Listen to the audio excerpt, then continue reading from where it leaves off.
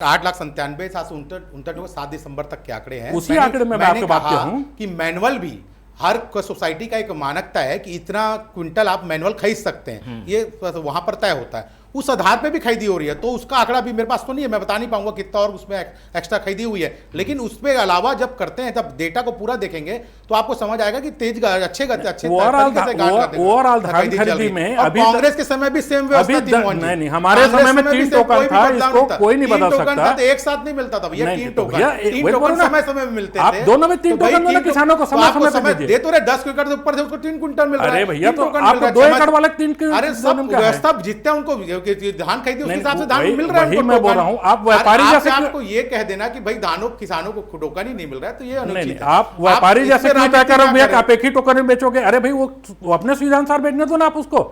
भाई छोटा किसान है, उसको भी 3 टोकन में जाने दीजिए, उसमें क्या दिक्कत है सरकार को? आपकी नियत तो धान खरीदने की है ना, कि उनको धान खरीदने के लिए नए नए नियम बताने की है। मेरा प्रश्न वही है, अगर आप धान खरीदना चाहते हैं तो धान को धान के नियम से खरीदिए, किसान के नियम से खरीदिए, उनका सुविधा अनुसार खरीदिए। आप किसी किसान को इतना मजबूर मत कर दीजिए कि वो अपना गला काटने की स्थिति में आ जाए। भारतीय जनता पार्टी को इसमें राजनीति से ऊपर उठना चाहिए और किसानों के लिए आप फील्ड में जाइए, आप जो सुविधा बता रहे, एक बार निरीक्षण तो कीजिए क्या दिक्कत है भौतिक में।